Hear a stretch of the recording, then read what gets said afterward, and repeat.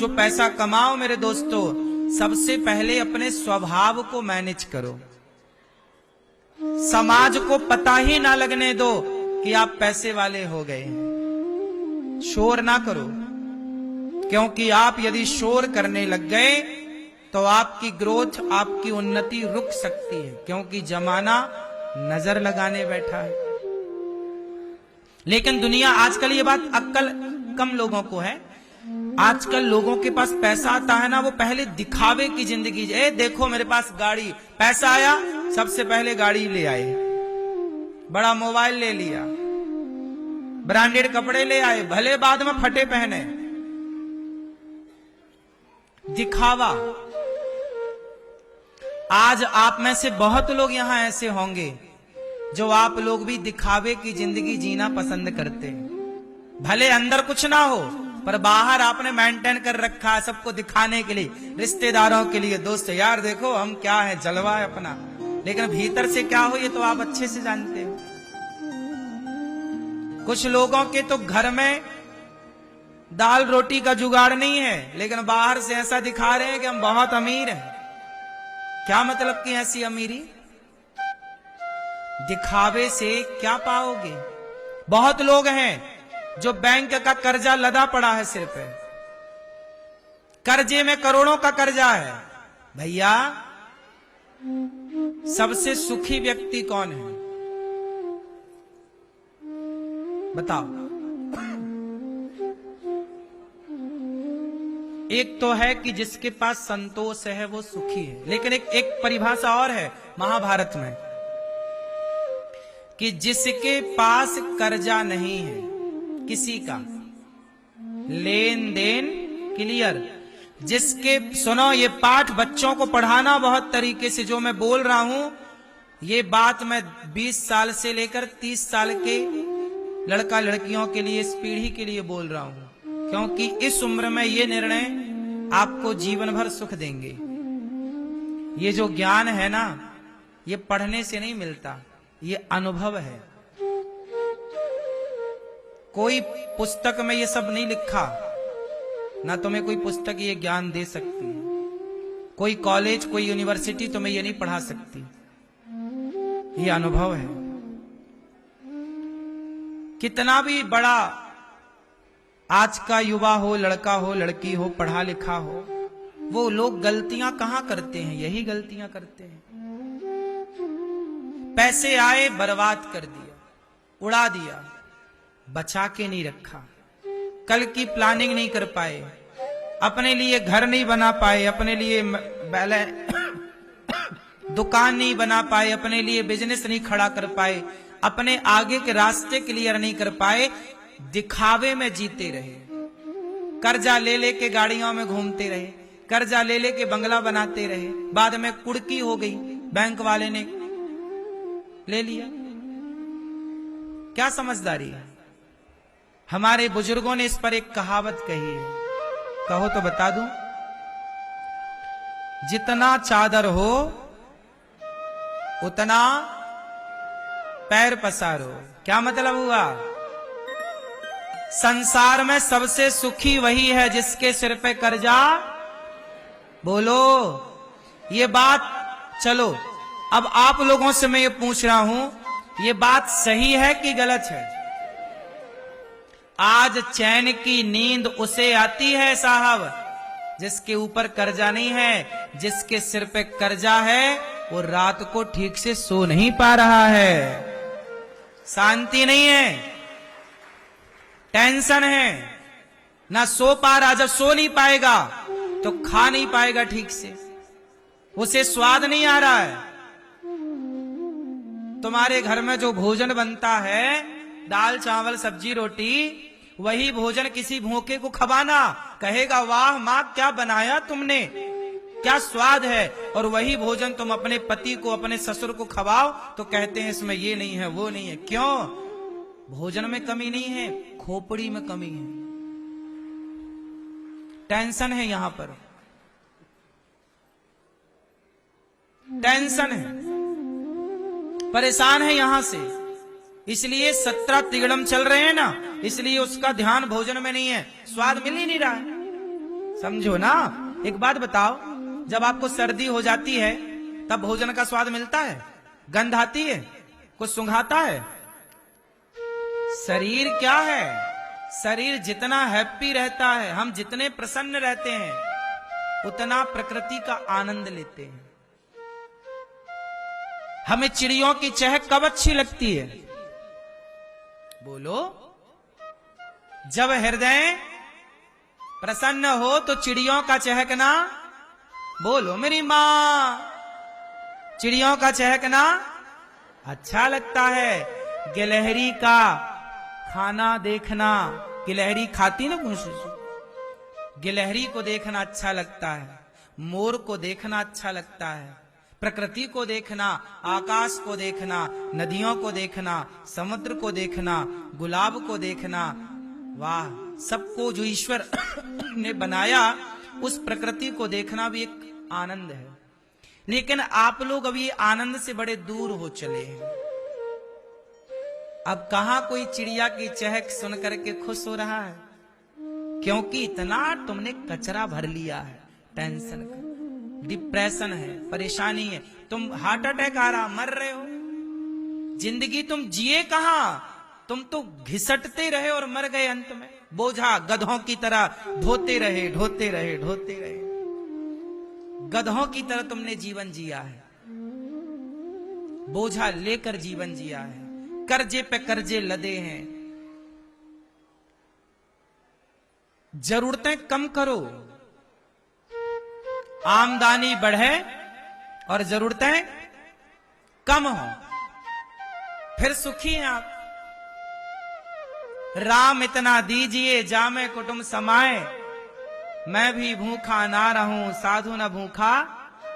अच्छा मुझे आप लोग बताओ, मैं आप लोगों से एक सलाह ले रहा हूं, बताओ, कर्जा लेकर मैं दिखावा करूं कि मैं इतना बड़ा आदमी हूं, ये हूं, इससे क्या होगा?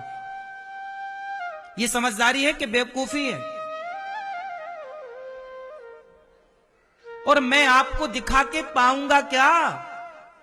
क्या मिल जाएगा? आप तो हा हा कह के चले जाओगे, झेलना मुझे है।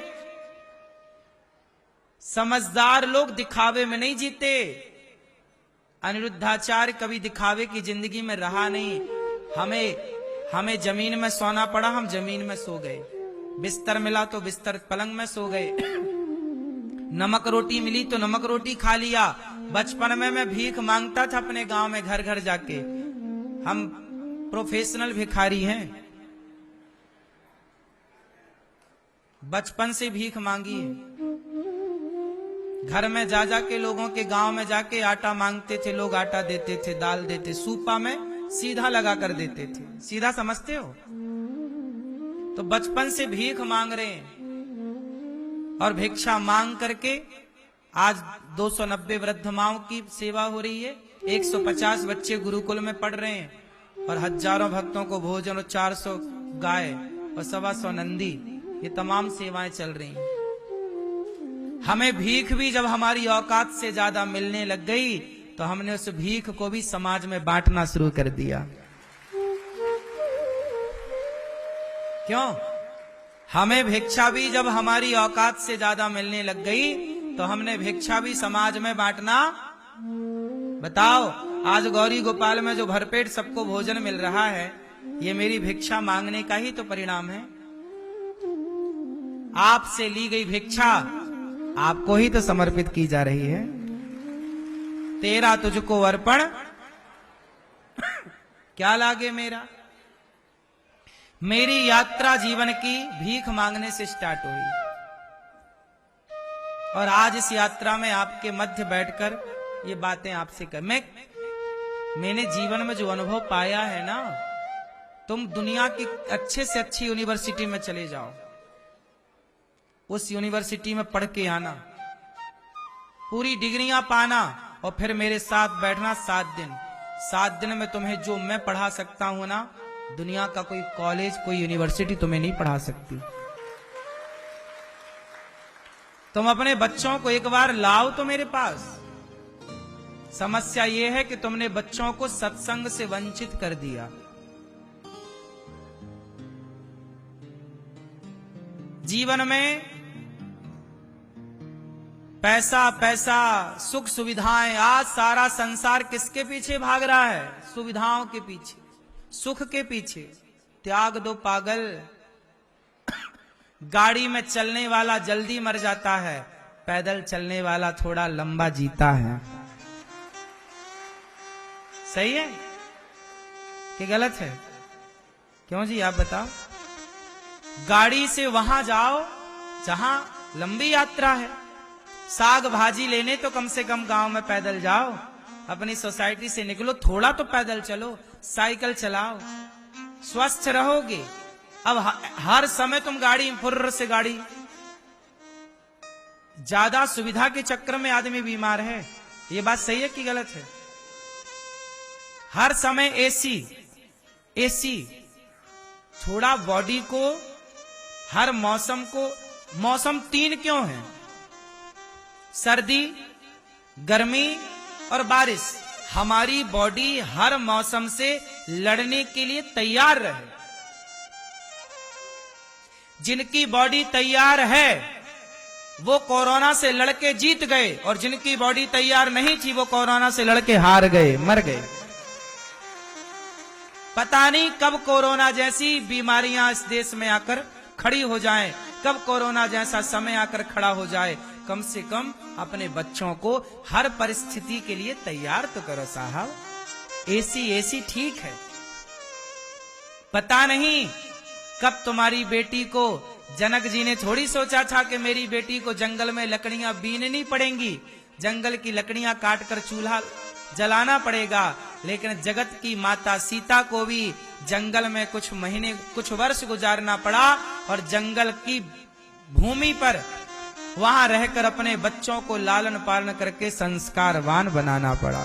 पता नहीं कल का समय, आप नहीं जानते कि कल कौन सा वक्त आए। कोई नहीं जानता था 2018 तक, कोई नहीं जानता था 2019 तक कि 2020 आते आते लॉकडाउन लग जाएगा। जानते थे तुम? समय कोई बता के थोड़ी आता है, अखबार में थोड़ी छपता पहले से कि भाई ये समय आ रहा है। तुम्हारे घर के आटा खत्म हो गया था। भारत में 70% लोगों के घर में आटा की कमी आ गई थी कोरोना के टाइम। घी तेल की कमी आ गई थी, गैस सिलेंडर की कमी आ गई थी। बोलो हाँ कि ना? एक तरफ कोरोना से मर रहा था आदमी, दूसरी तरफ भूखों से मरने लग जाता। थोड़े दिन और चलता तो। ये परिस्थितियां बताकर नहीं आती। दोष किसी का नहीं है, दोष किसी का नहीं है।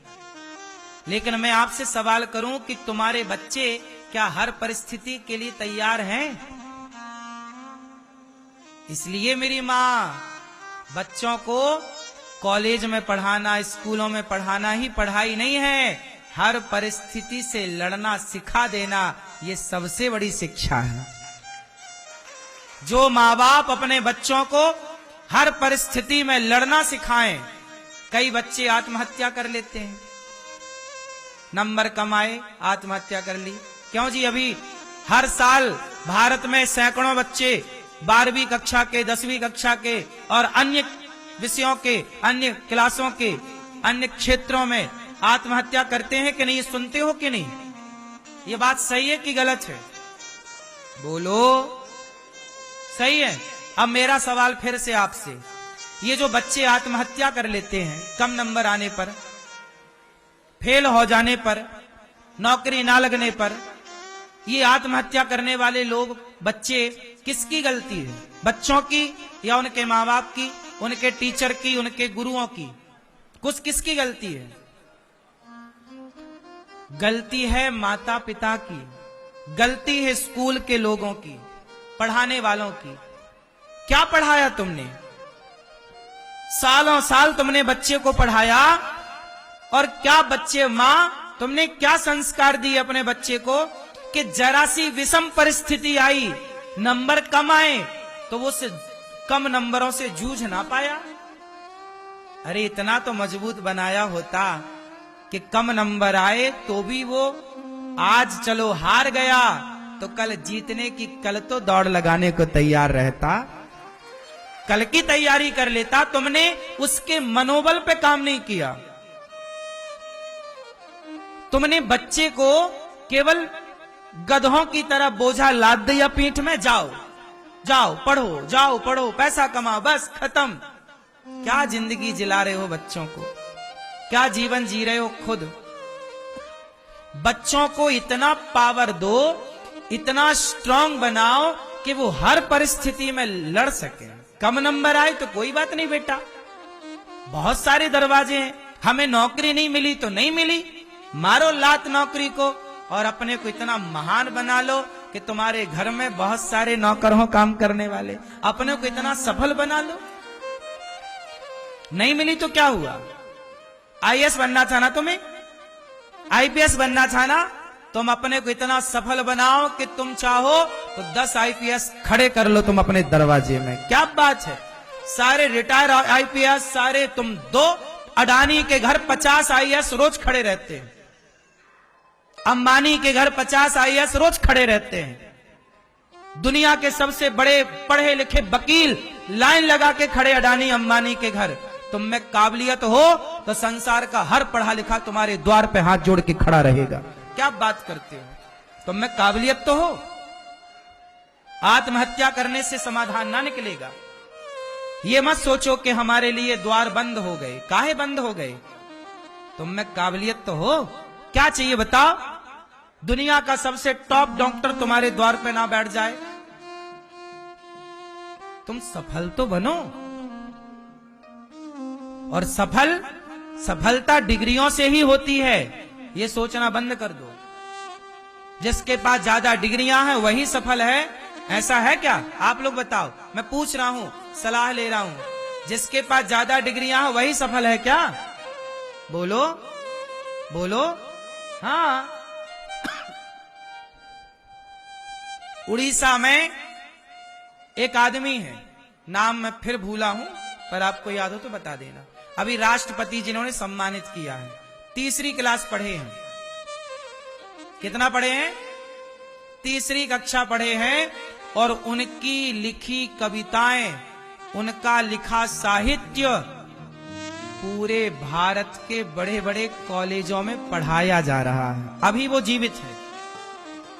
राष्ट्रपति जी ने उनका सम्मान, खुद पढ़े हैं 3री, खुद पढ़े हैं 3री, और उनके लिखे साहित्य को पढ़ाया जा रहा है, उनकी लिखी कविताओं को पढ़ाया जा रहा है।